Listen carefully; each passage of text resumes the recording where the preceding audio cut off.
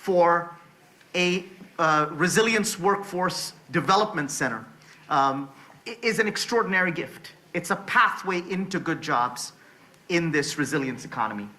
But we can't do any of it without the private sector, without employers, without the partners. Many of us know that the problem often is we do trainings and then there's no job at the other side of that training. That's a familiar problem. So to solve that problem, we've got Mark Davis. Mark is the CEO of Signal Restoration and a whole portfolio of disaster restoration companies. He is a pioneer in this industry. He's a leader of consolidation and growth in the industry.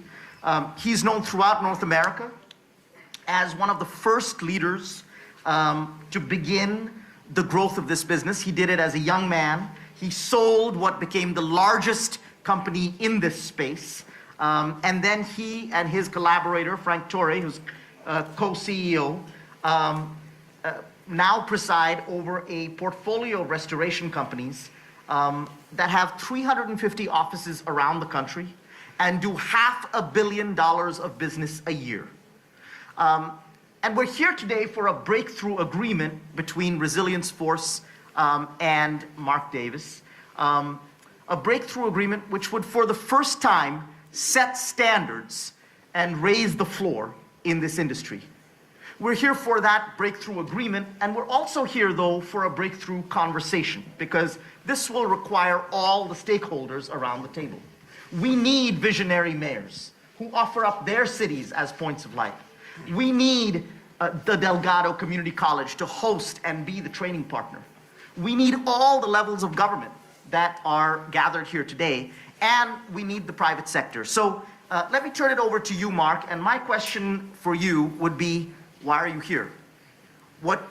We know how your being here helps us, and how does it help the industry? Well, thank you, Saket. And we're honored to be here. It's a true privilege. I say we, is that I've got my business partners here, Frank Torre and Ben Casey and Barron, but we're not here representing our companies. We are here representing the insurance restoration industry and the property restoration industry in general. And so to answer your question is, we ended up meeting, as you know, I met Saket because we were here in Louisiana restoring schools and private businesses, public sector buildings after Laura, and we needed workers. In fact, we ended up employing over 3,000 after Hurricane Laura. And where did we go? We didn't have, I didn't know, we didn't have Resilience Force, so we do what the industry does. And having been in the industry for 26 years, this is, my first catastrophe was literally in 1996, Hurricane Fran in Wilmington, North Carolina, and I've done every one since then. So I've been in Louisiana. I've done hundreds of millions of dollars of restoration work here over the last couple of decades.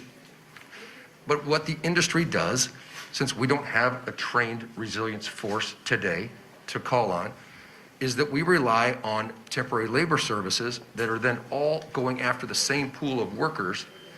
And so the typical restoration company, we're not considering ourselves typical because we're taking this leading edge. But I want you to know, we're gonna make it easy for our fellow colleague restoration companies to join us in this. Because this is just a move, this is not some sort of a one-time press conference and yes, let's celebrate what you, Mayor, are doing, what's amazing with the plan here in New Orleans. This is a movement, and this movement, we're so happy to be partnering with you, with all of Resilience Force, okay? With you, Secretary Walsh and Deputy Secretary Sue, because we can help Louisiana with this, but it's way bigger than Louisiana. And think about what we did to get those 3,000 people. We had to go to temporary labor sources that say they exhausted all of the trained workers in Louisiana and had to go then to other migrant workers that were coming from Florida and from sometimes 6 states away, okay, that were promised certain things by these labor providers, and many of those promises were broken. As it turns out, we at Signal Restoration and at US Roofing, we had hired these and engaged these temporary labor companies to provide us the labor we needed to restore the schools and other things here in Louisiana. And yet we have our standards, and then we discovered through Saket and Resilience Force that our standards were not being honored down the line to subcontractors and subs of subcontractors. The minute we became aware that that was the case, and I mean the exact minute, we not only remedied that situation, of course, it's the right thing, but that's how our partnership was the infancy, the really spark of our partnership, because as Socket and I got to know each other, the resolution was quick. That's easy. Let's do the right thing. It was, how do we actually take this and work on a solution for not just Louisiana, but for the whole country to develop an American resilience force. The industry will benefit. So when I say we're sitting here as the industry, we are not alone. We know already of several other leading restoration companies that are going to join us in this movement. And this movement to really, it's about workplace standards. And this is not just about a fair minimum wage. That's very important. That's top of the list. And that's some minimum that we're agreeing to. And this is joint and several. So this isn't just us as a company. Anyone that's affiliated with us going forward, these are the standards. They will sign on to them as well, or they won't do work with us, period.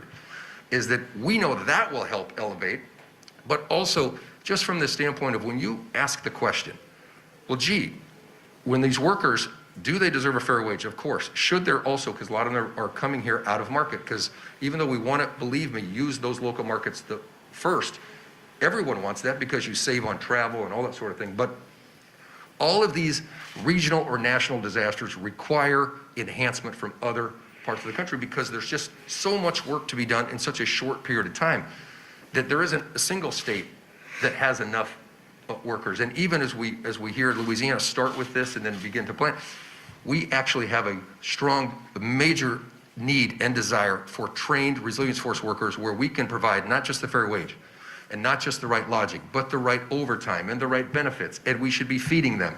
And we should provide training for them. And the training should not just be for one level. It should be labor classifications that actually have a career path where they can say, if I start here as a certified restoration tech, then I can do additional training to then become a supervisor, and then I can become a supervisor, and then from a supervisor I can also then become a project manager. There is a true career path, and I will tell you, having been in the restoration space as an employer for the last 26 years, the greatest challenge we find is finding skilled workers in that time of need when supply and demand are here before a storm. But there's still plenty of work non-storm. You mentioned those 20 storms of over $1 billion. That's just the ones that were over $1 billion. The day-to-day business of disaster recovery is a huge multi-$100 billion annual business. And so these workers don't just have to be working on hurricanes. In their local markets, there is day-to-day business that this training can actually provide jobs that help the community, but that they should feel proud about when they go home, that they're putting food on the table, they're getting a fair wage, they're being treated properly. So we at Signal and at U.S. Roofing Systems are not just investing in words, we're doing this, but we're underwriting this process. We're making a long-term financial commitment, and it's one that we couldn't feel better about. And although we believe, of course, we're part of the industry, this is about investing in how our industry will do better by helping support the training of unskilled and then developing skilled workers and a career path for them. And so thank you again, all of you, for being here. This is really just the beginning. The tailwinds you can provide, Secretary Walsh and Deputy Secretary Sue, the tailwinds you can provide us to help scale this to the other markets is incredible. And we will not let you down. We literally are passionate about this. The long-term commitment is easy, and we're honored and privileged to be a part of it. And what we believe as pioneers in leading it, very, very excited about coast to coast, all these states, of actually getting restoration companies to join this movement, okay? And we believe that the good actors will be rewarded at some point in time for that. It's not the reason to do it, it's not why we did it, but it's also one of those where is that, like we said before, climate change is not a one and done. It's here. It's in front of us. We're behind, actually. We're behind. And so when we think about ways to, how could we better be prepared for what else Mother Nature has in store for us due to our own doing through the environment, is that this is a very important movement for us. And so again, just thank you all, and we couldn't be more excited to be a part of the solution. Thank you.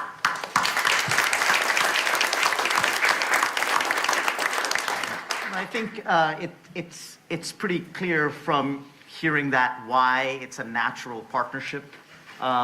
I'll just say, I've also just found Mark and his team to be leading a company with a lot of integrity. And I'm just really thrilled. And thank you, Mark, for your partnership, for your leadership. I'll just say, Mark is very modest, but it takes a lot of risk in an industry to be the first to come out and partner with workers and set standards. So I really would just like one more round of applause for the agreement that Mark is signing today. We couldn't do any of this, as I said before, without a partner and host mayor. And in Mayor Cantrell, we've had an extraordinary champion, an extraordinary partner. And I want to commend not just you, Mayor, but your whole team. You have just an extraordinary team, and what a pleasure, what a joy it's been. I mean, we've certainly encountered thorny problems together, but God, I've never seen a team roll up their sleeves and dive in, ready to solve all those problems, right? And it's just been incredible. So we'd love to just hear from you. Why are you invested in this long-term, Mayor? How does this fit into New Orleans' pathway? Well, thank you so much for recognizing my team, and I did give a shout out to my director of workforce, but I did not as it relates to Josh Cox, who is over strategic initiatives. So he really took the lead on this and worked with me day in and day out to make this a reality for our city, because the need was great. You ask about why the city of New Orleans. Well, first of all, we are a city that has officially been a model for post-disaster recovery. One that this model is being taught at the Kennedy School of Government right now, and it was off of the work of a neighborhood, which is Broadmoor in our community. But I would have to say, over the past 3.5 years, I've had to sign over 15 emergency declarations. And so this city is no stranger to disasters, as we've said. We know that we're on the front lines of climate change as well. But our people have demonstrated time and time again how they can adhere to the shock waves where they don't break. We might bend, but we don't break. And that's what resilience is all about. When I also look at the need for improved growth sectors in terms of wage and training and the wage gap that exists here, the equity gaps that we have identified. Also, as we ensure that we work with our people who are returning or re-entering society. So when we look at this and look at also our main sector here has been hospitality for so long, but this is our opportunity to pivot from that. So I find the city of New Orleans is right for not only starting this pilot, but being the city, again, for that resilience training center, Mr. Secretary. And so I also think about, how, of course, with training and working with, thank you so much, Madam Chancellor, for what Delgado has meant and what you mean to the city of New Orleans in providing our residents with effective training to get on those career pathways that they truly do deserve. But more importantly, when I think about how even the city, and Mark, you kind of mentioned this, when the city of New Orleans had to respond to Hurricane Laura that hit our people in Lake Charles, well, it was our city who housed over 15,000 residents at the time. And we provided them with the resources and tools that they needed for almost 1 year. And so the city, again, has demonstrated that, one, we can train our people to respond to our own disasters here, but also to respond to other disasters that may hit in our state, in our region, but of course throughout the country. And so I'm committed to this work. We have demonstrated that it changes lives, and we have the people to show it, and who are so dedicated. And they've seen how their skills, even in hospitality, are transferable. And that's what we're wanting to do with our people here. And we've done that throughout this pandemic. And this is just the right time with the right leadership, both at the federal level, at the state level, and at the local level. And of course, with partners from the business community and our education partners to get this done. So why the city of New Orleans? What I'm asking and saying is, why not? Thank you, Mayor.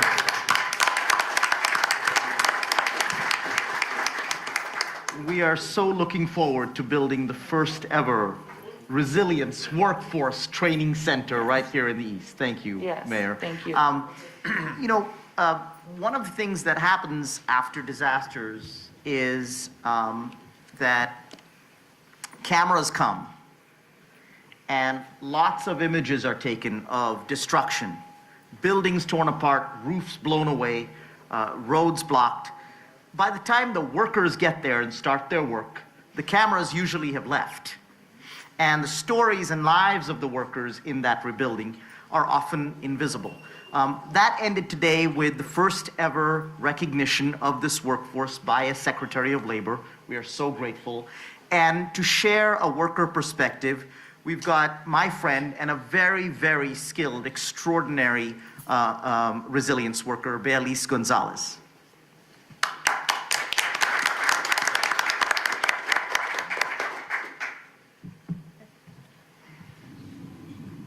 Buenas tardes, creo.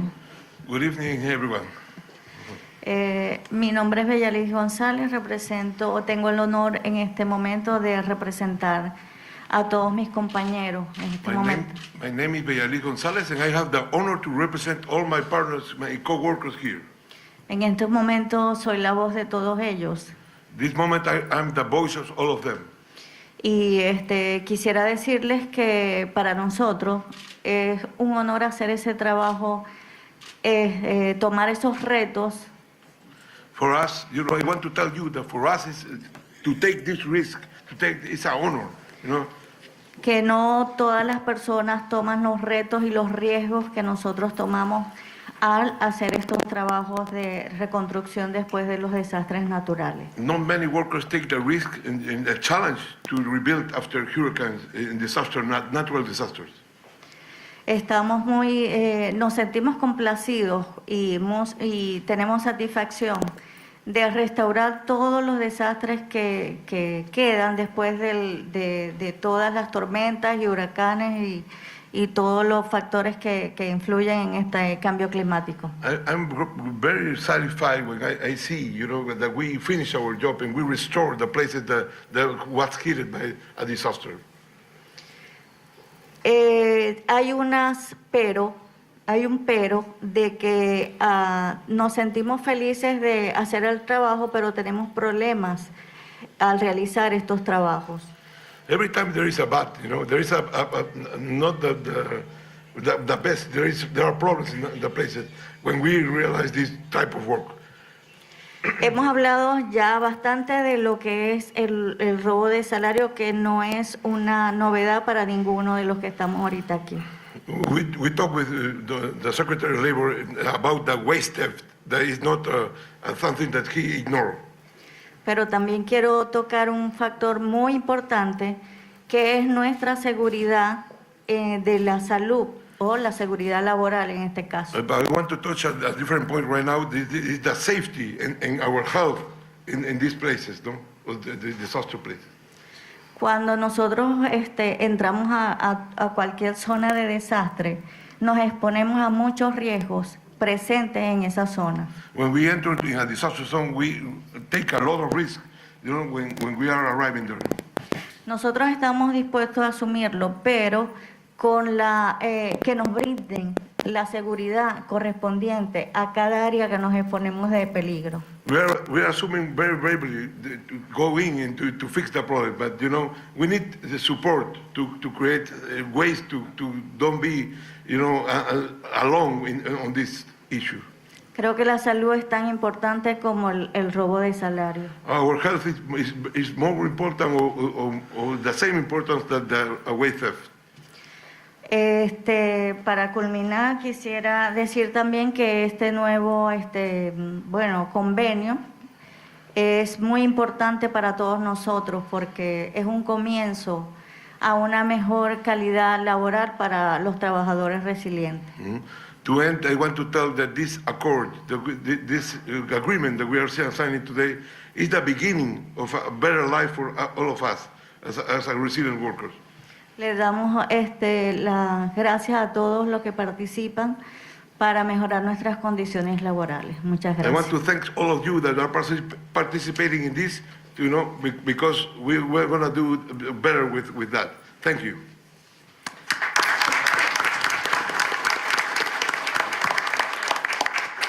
Thank you, Berlice.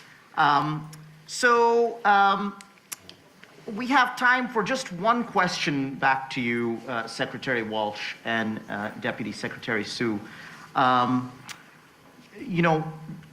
This is about to be the first agreement between a private sector actor in this space and the workforce.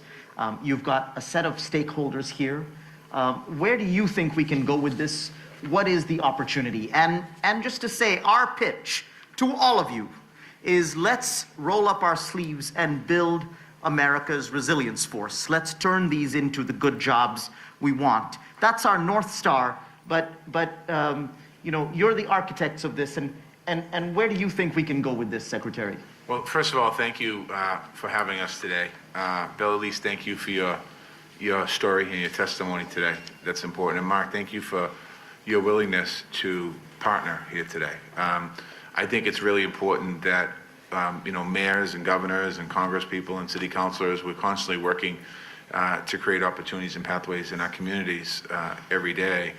But having corporate America at the table is so key to this, because corporate America are the contractors and the owners, and you do this work. And so thank you for that. I think it's really important. I think what we're talking about today can be taken across the country when you think about where we are as a country.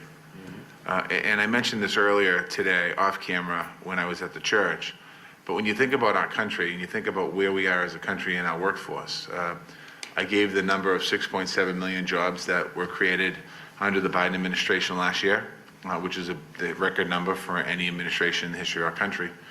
I talked about the low unemployment rate in our country, 3.9%, which was almost pre-pandemic time. But we have an opportunity at this moment in time to enhance, and the press might ask me this question today, and they're all over me the last few months, what are we going to do about the job shortage in America?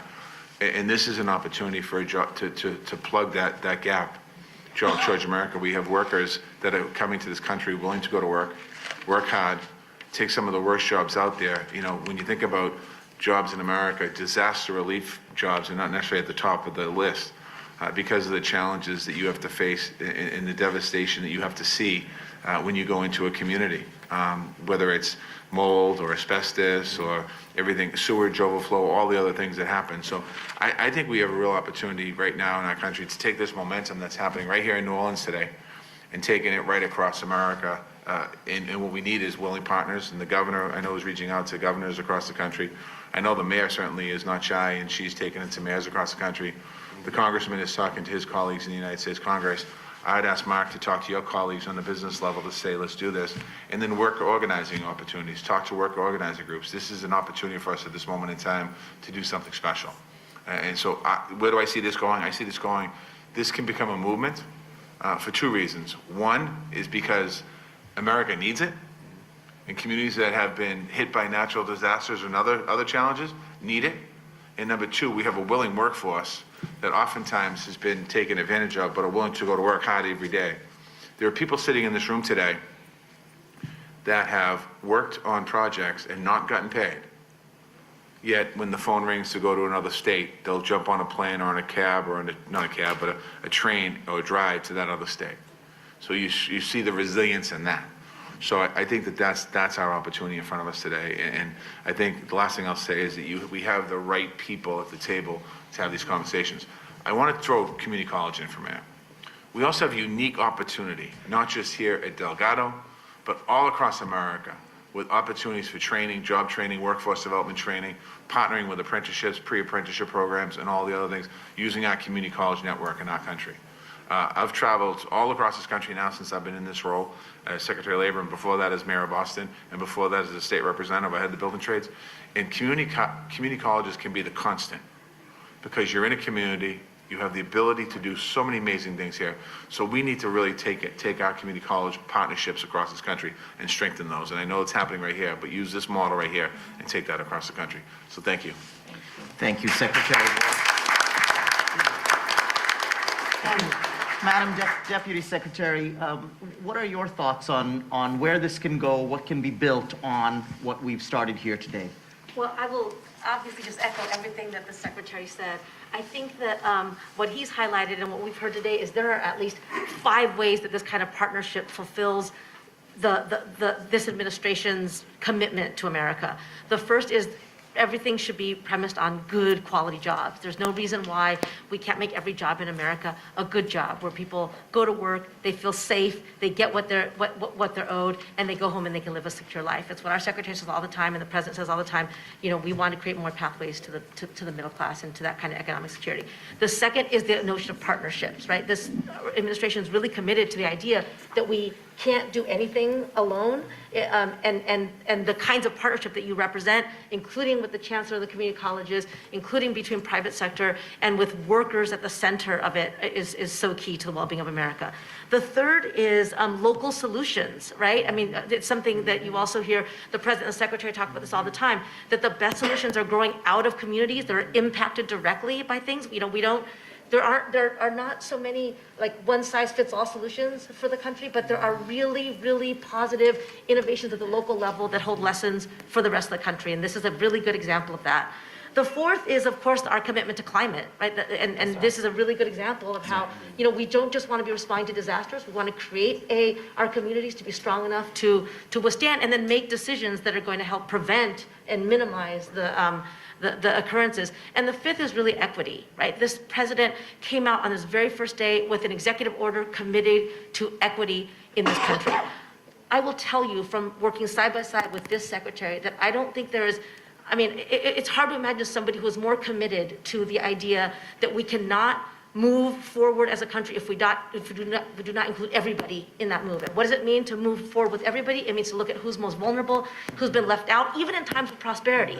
And this kind of partnership, this kind of this high road plan is about making sure that people of color are getting the good jobs that get created, and the jobs that they are doing become better jobs, and that is really key to you know, just a real commitment to making sure that nobody gets left behind. And so that real deliberate commitment to racial equity and combating systemic racism that has resulted in a lot of the worst jobs in the country being done by people of color is directly addressed here too, and those are all priorities of this administration, and we are very excited to see it happening. Thank you, Deputy Secretary Sue. And now for the moment we've been waiting for, I'd like to invite our delegation of resilience workers to come up and stand behind us as we sign an agreement. And the people coming up here are resilience workers who have worked hurricane after hurricane.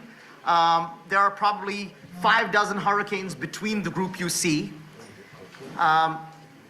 The agreement will be co-signed by CEO Mark Davis, Bailise Gonzalez, and myself. And so, Mark, do you commit here today to signing the first ever industry-wide good jobs high road partnership between the industry doing disaster restoration and the workers? It's our honor to be the first of what will be many, many companies that we're going to recruit, Secretary and Deputy Secretary and Governor. We're going to recruit more and more restoration companies to support us in what will be helping to assist in building the great American resilience force. Thank you.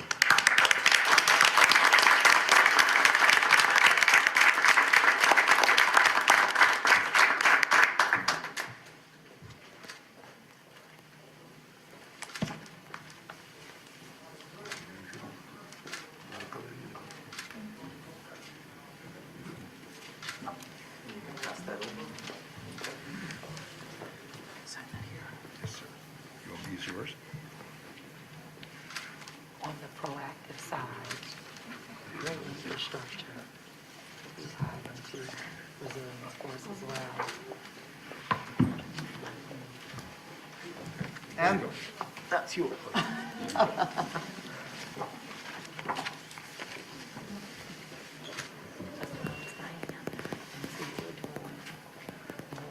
And we can hold that up.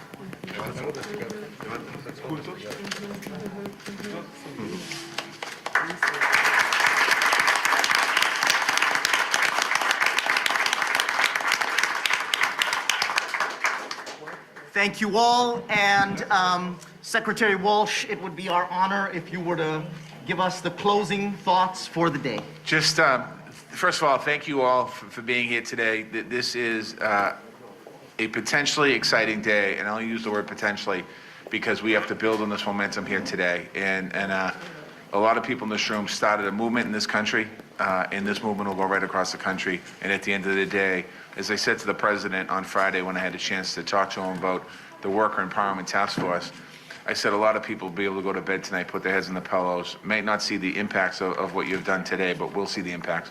A lot of people in this country will be able to go to bed tonight, put their head on the pillow, and realize the impact of that document and this partnership and what that will mean for workers, resilient workers, more particularly, for the future is amazing. So thank you.